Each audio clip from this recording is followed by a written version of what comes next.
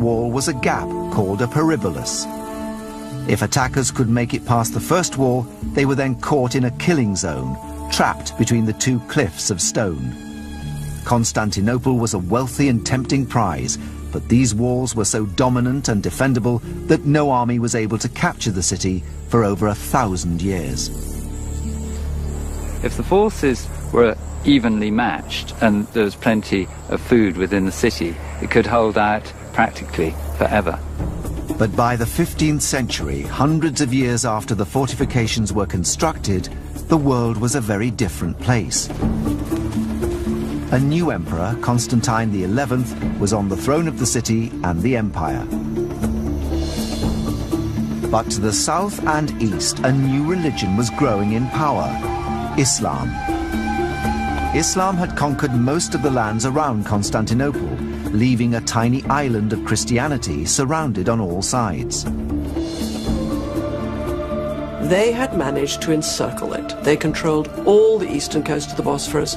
They controlled the hinterland in the west. They could put a complete cordon around the city. Constantinople was the last Christian outpost in the East Mediterranean.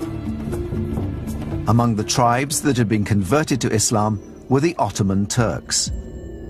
The Turks were a Central Asian tribe that, due to infighting and rivalries and population pressures, expanded to come west, finding the borders of the old Roman Empire. The leader of the Turks in 1450 was Sultan Mehmed II. He'd formed the idea that Constantinople would be the crowning glory of his sultanate, and he wasted no time in preparing in his mind how he would go about this great undertaking. Mehmed was not to be underestimated. Being dynamic, aggressive, enthusiastic, ambitious, he was obviously going to get into action as soon as he'd gathered his forces. He could also tap into the Islamic concept of jihad. Islam is an expansionist religion. That was the message of the Prophet Muhammad, to go out and spread that word, just as Christianity is an expansionist religion, sending missionaries all over the world. He sincerely believed it was his duty as a good Muslim to take the Christian city of Constantinople. Mehmed began preparing for war. He wasted no time preparing his huge army. Behind their walls, the tiny Christian population of Constantinople watched helplessly as thousands of Muslims rallied to the call to arms. There was a sense of impending doom. The attack was coming soon, and they didn't know if they would be able to resist it, despite their splendid walls. And this was Mehmed's problem: how to breach walls that history had shown to be unconquerable. The ambitious and ingenious Sultan turned to new technology: the cannon.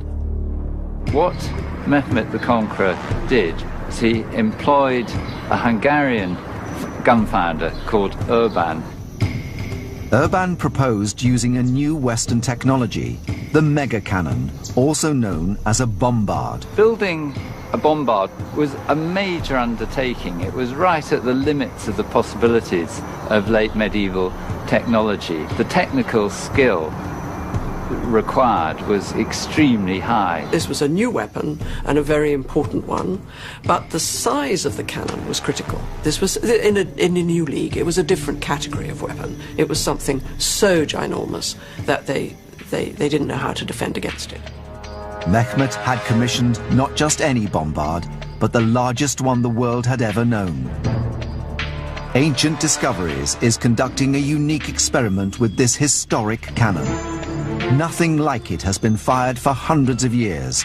Our experts will recreate the explosion that changed the world.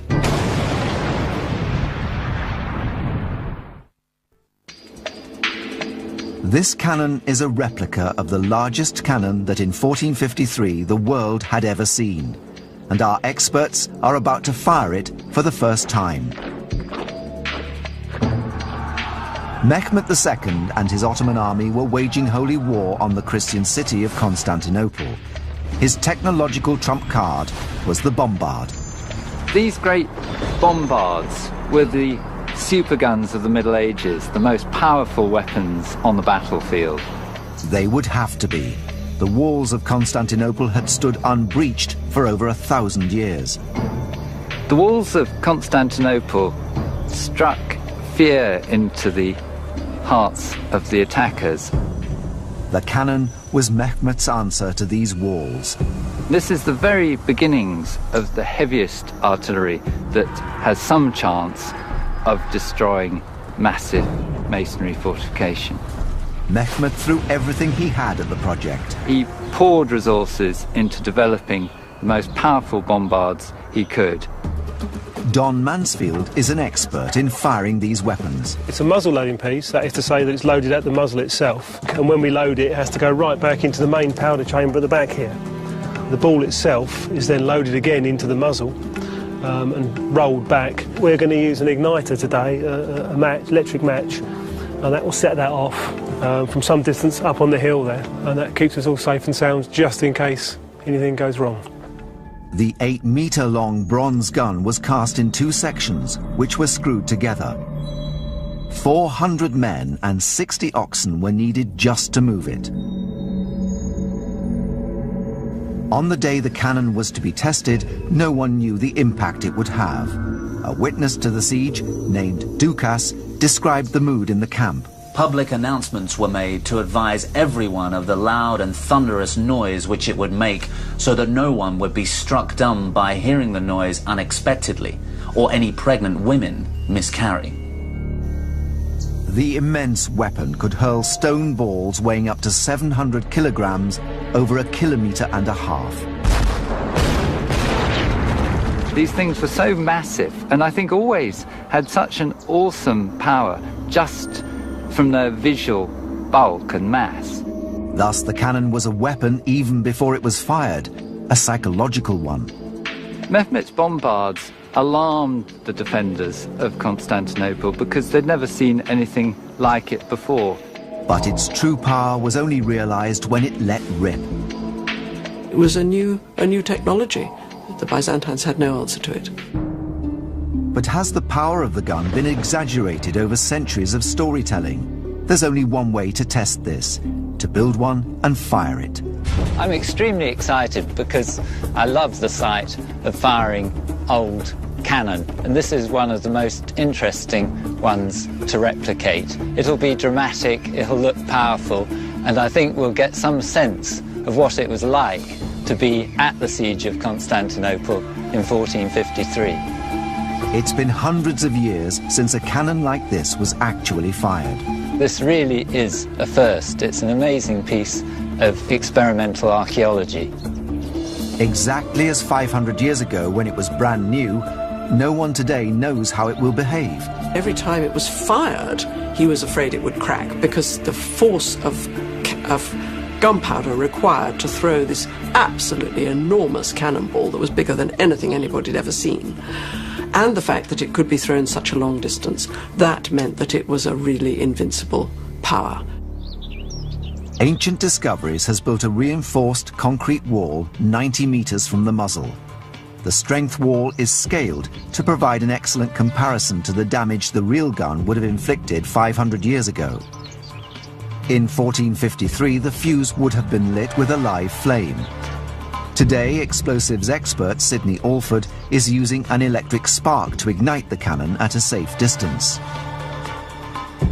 The team retreat out of the quarry. Okay. Firing! 3, 2, 1.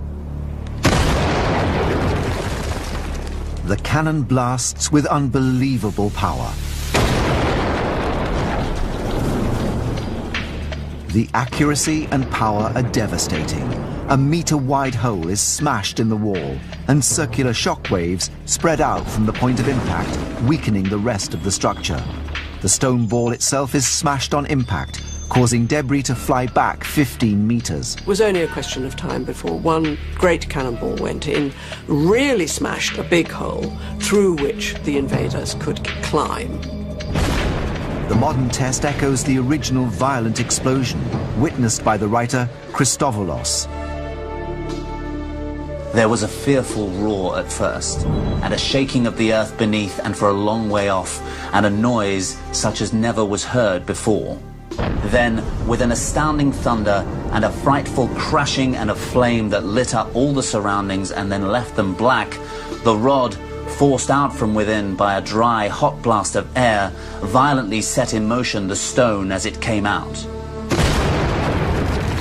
And the stone, borne with tremendous force and velocity, hit the wall, which it immediately shook and knocked down, and was itself broken into many fragments and scattered, hurling the pieces everywhere, and killing those people happening to be nearby.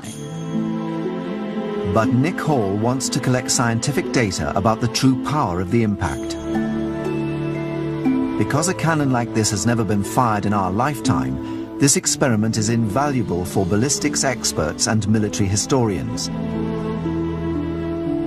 White stakes are set up directly in front of the cannon mouth at precise 50-centimeter intervals, so that the exact speed of the cannonball can be measured. If we measure the speed that the ball is going, we can weigh it. We'll then know the energy in the projectile. We can scale that up to give an idea of the exact power of Urban's bombards at the siege of Constantinople. The cannon is loaded for a second time. Again, the explosion rocks the quarry.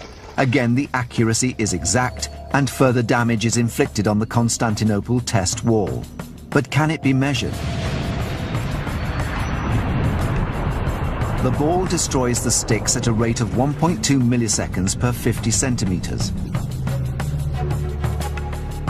The mathematical formula for energy of a projectile tells us that a ball weighing 45 kilos and moving at 260 meters per second will smash into its target with 1,521 kilojoules of energy. This is greater than the energy delivered by many modern tank shells. This is a real vindication of medieval technology. With careful placement of his cannon, Mehmet brought the city of Constantinople to heel in just 8 weeks. The fall of Constantinople in 1453 is a tremendously significant event. History was changed forever. An Islamic sultan had captured the prize of Christianity and stood on the steps of Europe. The conquest of Constantinople became a blueprint for the way that the Muslims would attack major centers in the West. And of course they were going to be attacked again and again and again. And if they could have conquered all those cities, they would have imposed Muslim rule. And what happened to Constantine and the city itself? He died in the fighting. So he went to his death defending the city, and that was a martyr's, the cause of the martyr, and he gave his life for Christianity and his city. Yet Constantinople, a settlement for 10,000 years, lived on. Constantinople had another life as an Ottoman capital, and it was beautified and went into a new phase of life as a spectacular Ottoman capital. From the awesome power of the Turkish bombard to the organic early bio-warfare of the ancient Maya, the battle over history's mega forts has produced some ingenious attack and defense systems. Whatever the local needs or resources, the aim has always been the same: